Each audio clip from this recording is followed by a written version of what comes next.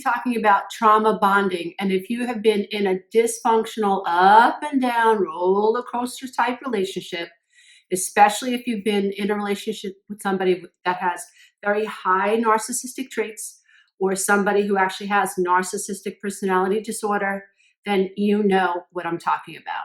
Trauma bonding is a biological attachment. It's actually physical. You can feel this attachment to somebody when you are in an abusive relationship. Sort of feels like when you're in a relationship and you know that it's dysfunctional and you know you should get out, but you can't. So there's this biological attachment that you actually feel to this abusive person. And even though you know this person's abusive, or you think this person's abusing you, you still can't get out of the relationship. So if you think about being in a relationship with somebody who has high narcissistic traits, somebody who is never wrong, somebody who has no empathy for your feelings, somebody who exploits your emotions, somebody who used love bombing to gain trust in you, which is very common, somebody who, when you first met them, showered you with affection, told you you were beautiful, told you you were the sexiest man in the world, or told you you were the most beautiful woman they've ever met, told you that you were meant to be together, it was just meant to be, right? Your soulmates, no one understands them like you do, or no one will understand you like they do. You know, implanting you with all of these ideas to make you believe that this person is someone that you can trust. If you come from a narcissistic background, if your parents were alcoholics, if your parents were narcissists, if you suffered abandonment trauma in your childhood, when you meet somebody who is love bombing you, it could feel like you're tasting water, and you just imagine like walking across the Sahara Desert for weeks, months, and somebody hands you this glass of water. Imagine how your body would feel and how your brain would light up with pleasure. That's what it feels like when you are suffering from abandonment trauma, when you've suffered from abuse in your lifetime, and you meet somebody with high narcissistic traits who uses love bombing as a tactic to pull you in. My name is Lisa A. Romano. I'm the Breakthrough Life Coach, and I am the author of 6 best-selling books, and you can read about codependency and attachment trauma in Codependent Now What? It's Not You, It's Your Programming. I've got tons of skills there if you're interested in learning about that. So imagine that you've met someone and they've already been able to pull you in. You believe in them. And as weeks and months go by and you're in this beautiful state of like the honeymoon phase of the relationship and everything's awesome. And the narcissist is making sure that you feel that way. And then all of a sudden the put downs start to happen and you start to feel shaken. Now remember, this feels like water to you. You need water, right? Your brain lights up because this person has given you validation, has given you approval, and they're seeing you, right? It feels awesome. Dopamine is secreting in the brain. You're literally becoming addicted to this person's approval. Now here's the rub. What happens is lions and tigers and bears, oh my. What happens now is the moment you realize you're displeasing this person, you experience pain. You are terrified and your brain feels it. When we experience intermittent validation, what do I mean by that? So when you're with someone who is highly abusive and you're experiencing emotional abuse, what happens is this person gives you validation and then takes it away. So as long as you're a good girl, as long as you're a good boy, and you're taking care of this person and you're agreeing with this person and you're basically allowing this person to control you, who you speak to, where you go, what you wear, what you think, what words come out of your mouth, what time you go to bed, what time you wake up, all of it, as long as you allow this person to control you and they feel like they have control over you, then you will gain their approval or there's no problem. But when you start not doing what they want you to do, or if you say, hey, I don't like that you said that, and you start speaking up for yourself and you start to be assertive, you're asserting yourself in the relationship, that's when an abuser will punish you. When you're in a trauma bonding situation, you will crave the abuser's approval. So as they push you away, you are triggered and you start to crave this person's approval. And now you start acting in ways you never thought you would. You might, be chasing after them and texting them and begging them to forgive you because the fear of the abandonment, and they're triggering that abandonment, the fear of abandonment is so strong that you end up doing whatever you can to stay in the relationship with this person who is abusing you after they punished you. When you're in a trauma bonding situation and abusers are pushing you away, then pulling you in, and you have this cycle of abuse constantly going, this takes a tremendous toll on your body and your hormones. It takes a tremendous toll on the way your sympathetic nervous system behaves. It creates inflammation in your body. So it's not uncommon for trauma bonding victims to experience migraine headaches, rashes, eczema that does not go away, doesn't seem to go away with treatment. You have, like I said, migraine headaches, asthma, eczema. You'll experience inflammation of the stomach like gastritis, bowel issues, even infertility issues. So oftentimes, trauma bonding victims, those of us who suffer from trauma bonding, we stay because we can't figure out what's wrong. Sometimes the abuser is nice, or sometimes the person who is emotionally abusing us is nice to everybody else. Sometimes we can't see what's wrong.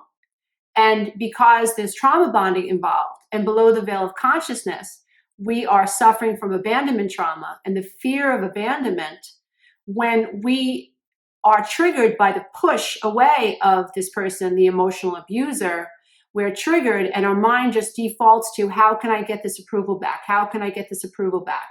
We think that we're wrong, and the brain will justify the way that we feel and cause us to cling even when we should let go. It's important that we recognize the abusive cycle, that when someone pulls us in, there's a rush of dopamine, and then when someone pushes us away, there's a drop in dopamine. We feel depressed. We begin to crave this person almost like a drug. It actually feels like a drug.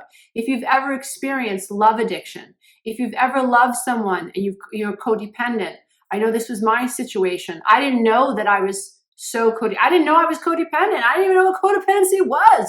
I just knew that when my ex pushed me away, or when he did this thing with his finger and he called me crazy, or when he just stopped talking to me, or when he slammed a cabinet door and I felt him abandoning me, all I felt was terrified. And all I wanted to do was bond with him again. In trauma bonding, there becomes a psychological addiction. We are addicted to seeking the abuser's validation and permission, and we seek their approval, and that becomes our goal. It's all a matter of conditioning. If you think about Pavlov's dogs, right? So they ring a bell, they feed the dog, right?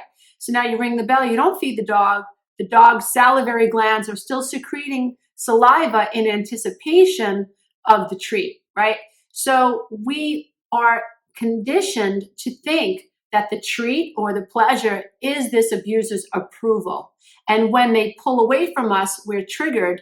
And the worst thing that we feel is this drop of dopamine. And then suddenly we're craving them like a drug. The trauma cycle is undeniably one of the most traumatic things. And I think it's probably the worst thing that we experience as human beings, because we're in these cycles of dysfunction and we can't even see it, right? Especially if you come from a traumatic background.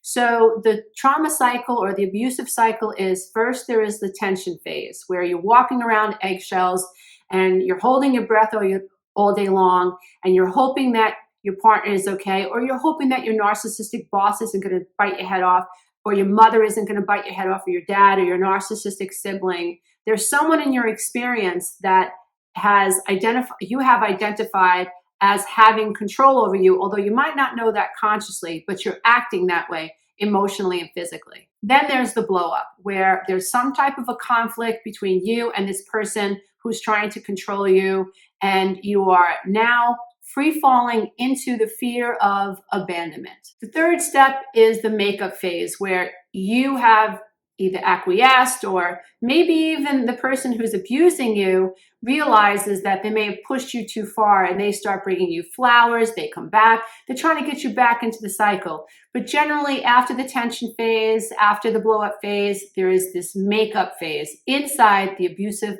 cycle or the abusive loop. The fourth stage is the calm. It's like the calm before the storm. So after the makeup phase, everything's good for a while, right? I remember being a little girl in my house, I would be like, oh my God, it's 2 days and the house hasn't exploded. Like, what's going to happen? And before long, the cycle of craziness just continued in my house.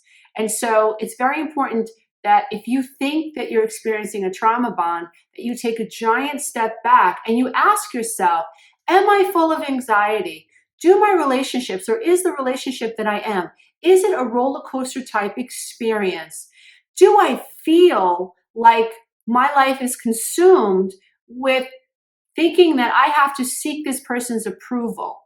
How do I feel the moment I realize that this person is not approving of me, or I've done something that this person doesn't want me to do? How does this person respond when we have a difference in opinion? What happens to me emotionally and chemically when I know, when I've recognized in the moment, oh my God, she's pissed off, or oh my God, he's angry at me? What happens to you? Do you go on overdrive? Are you thrown into fight or flight? Do you end up craving this person all over again? If this sounds like you might be a victim of trauma bonding, and recognizing it is half the battle, definitely. So if you're in this type of relationship, it's time to pull back, it's time to reorganize your mind, and it's time to start loving yourself. It's not easy to start loving yourself after narcissistic abuse and after emotional abuse, because the focus has been the other person for so long. But identifying this pattern of abuse can help you go a long way on the recovery path. So if you're recognizing this pattern of abuse and you're wanting to leave the relationship, and let's say you do leave, let's say you go no contact, I want you to understand that you're not crazy if you're craving this person, if you're craving what's going on. So oftentimes I've coached people who are like, I don't know if the new person in my life is going to excite me as much as the person that I just left, the relationship that just left. That's because there's been such a rush of dopamine throughout the relationship that sometimes meeting someone who's actually healthy, we can start to think, oh my God, she's too boring or he's too boring. So it's definitely something to watch out for. Sometimes in these trauma bonding situations is the narcissist just discards the victim because they found another source of narcissistic supply that is more willing to play the game or has more to offer them. That's another way these trauma bonding situations end. My hope is that people who are suffering from trauma bonding recognize what's going on, go no contact, or go minimal contact, or decide for themselves that I'm not giving into this need to please this abusive person. I am no longer going to make this person's validation my goal. I am no longer going to put this person above me. You know, biblically it says, thou shalt not have false gods before me. Well, if God is within you, don't put anything else before you. Don't put a narcissist before you. Don't put an abusive person before you. Love yourself, right? Love yourself. So my hope is that if you're in a trauma bonding situation, you're waking up, you're going no contact, you're dealing with your own codependency issues, and you're putting up boundaries in place, and you're definitely checking yourself, knowing that what really has to happen is you've got to address the psychological, emotional, and chemical addiction that you might have to this person. You've got to accept that craving a narcissistic person and the person that you're involved with could be part of the healing process, learning to deal with that, getting support right where you are. This is absolutely crucial. The most important thing that you can do, aside from waking up and recognizing the trauma cycle for what it is and stop putting someone before you, is love yourself. Creating a routine every day that is self-centered, self-based, meaning I'm going to take care of myself. I'm going to wake up and I'm going to do a meditation. I'm going to light a beautiful candle. I'm going to take a nice long bath. You know, I'm going to not watch the news. I'm not going to put chemicals in my body that hurt me. I'm going to go to the doctor, get a nice physical. I'm going to go for a walk. I'm going to start eating right. I'm not going to talk to people that bring me down, right? This is all part of loving the self and helping the self recover from toxic energies. My name is Lisa A. Romano, and I hope this video has enlightened you and made you feel more aware and helps you understand the value of self-awareness, raising your consciousness around codependency, recovery, narcissistic abuse, and the power of self-love. Thank you.